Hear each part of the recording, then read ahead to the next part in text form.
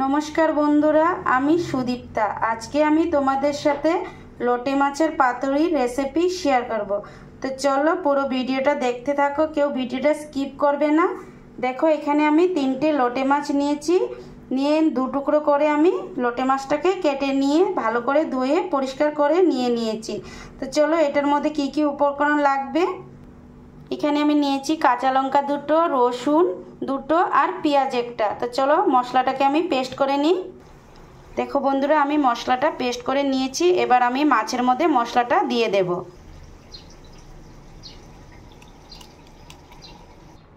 মশলাগুলো আমি মাছের মধ্যে দিয়ে দিয়েছি। এবার আমি হলুদের গুঁড়ো দেব,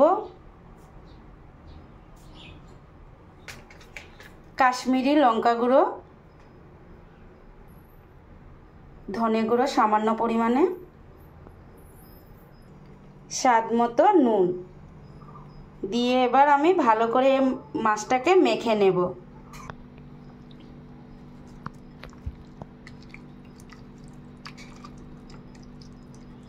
এভাবে মাছটা মশলার মধ্যে ভালো করে মেখে নেব।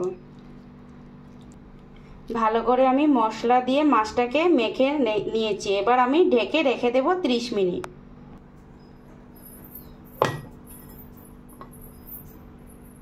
পাতুরির জন্য আমি এখানে কুমড়ো পাতা নিয়েছি, তোমরা চাইলে কলা পাতাও নিতে পারো।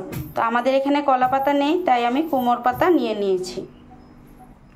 কড়াতে আমি সামান্য পরিমাণে জল দিয়েছি। এবার জলটাকে গরম করে একটা একটা কুমড়ো পাতা দিয়ে দেব এর মধ্যে।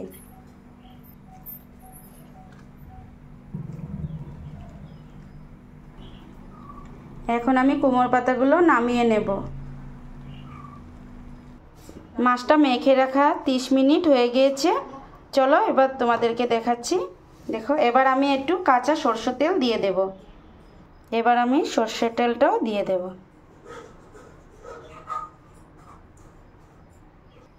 তেলটা মাছের সাথে মিশিয়ে নেব।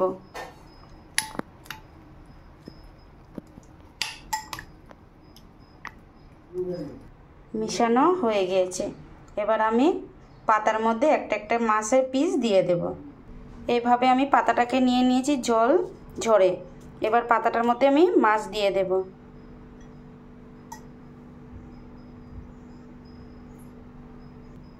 এবার আমি ভালো করে পাতাটা বেঁধে নেব।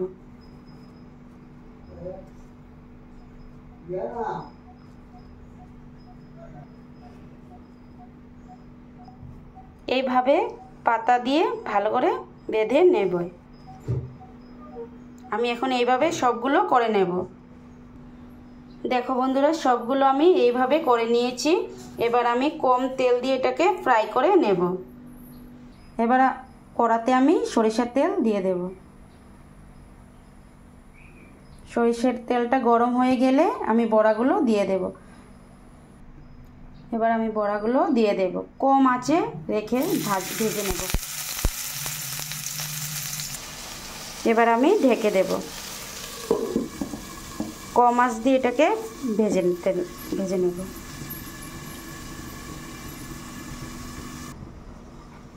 দেখো বন্ধুরা, এবার আমি এই পাশটাকে উল্টে দেব।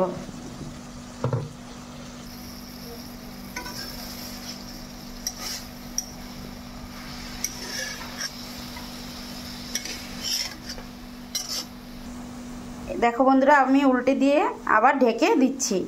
তো এবার আমি নামিয়ে নেব আরও 10 মিনিট পরে।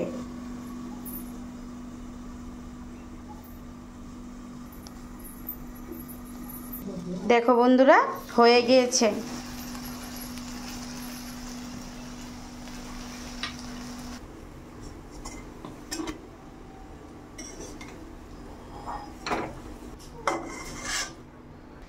তো দেখো বন্ধুরা, আমার রেসিপি রেডি। তোমাদের যদি আমার এই রেসিপিটা ভালো লাগে তো প্লিজ আমার চ্যানেলটাকে সাবস্ক্রাইব করে দিও, একটা লাইক করে দিও, আর কমেন্ট বক্সে অবশ্যই জানাবে যে আমার রেসিপিটা কেমন হয়েছে। তো চলো টাটা, ভাই বাই, সবাই ভালো থেকো, সুস্থ থেকো।